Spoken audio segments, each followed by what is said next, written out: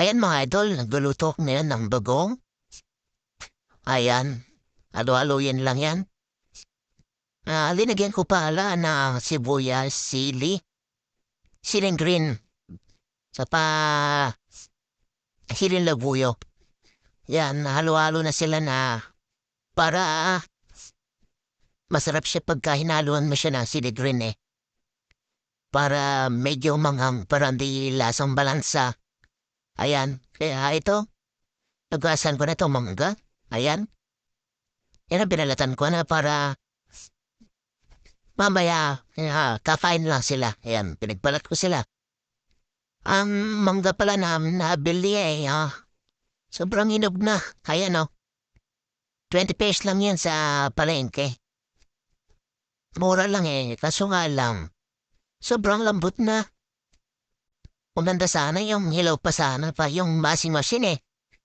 Machine machine bagay sa babong na linorto ko. Wala. Mura kasi tsaka wala rin mabilin. Kasi naulan. Kaya ito pinagtiga na lang namin. Ito yung manggang na nahulog sa puno na parang maiba labog na. Kaya ayun nagbalat pa ako. Kailangan busin ko na to kasi bukas. Bukas kasi pagka bukas kong pakainin to, baka bulok na. Kaya ito, inuubos ko na siya. Yan, tinalupan ko na lahat. Ayan na. Mabilis lang magbalot kasi nga malambot na siya. At pag kayo pala magbalot ng mangga, dahan-dahan lang kayo, baka kasi kayo masugat yan, di ba? Kaya, ayan. Ubusin ko na to para bukas hindi na masira. Sayang naman kasi.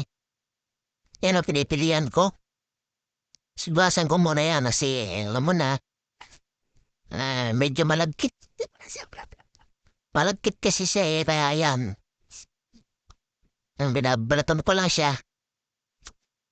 Para mamaya matikman na. Yan tignan naman Sobrang lambot talaga. Ang ganda sana to kung medyo matigis pa. Ito na siya. Ito na pa yung naluto kong bagong. Ngayon, naluto na siya. Ito yung nabalitan kong mangga. Ito na siya. Titikman ko na kung masarap yung niluto kong bagong. Yan.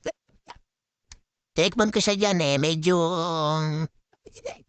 kulang pa ng konting asukal kaso naubusan na. Pero okay na rin.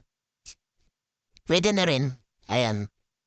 Muntik na nga maubos Nasarapan sila kaya ayan na Kaya ako nakaisa pa nga ako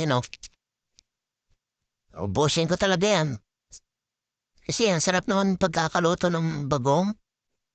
Di siya malansa, tama lang yung hangang niya. Mga iba kasi gusto yung sobrang hangang. Ako, gusto ko lang yung tama lang. Baka kasi magka-alboranas ka sa puwet Kaya ayan. Tapos, ito na, sinabayan na pagluto ng baboy na nilagay na ng wedding mix. Tsaka yun malapit na luto yung baboy na niluto ko. Ayan. Mamaya para mamaya kakain na ka lang. Kakain na lang kami. Yan, parang munti ka na masunog. Kaya na, tumakain na tayo guys.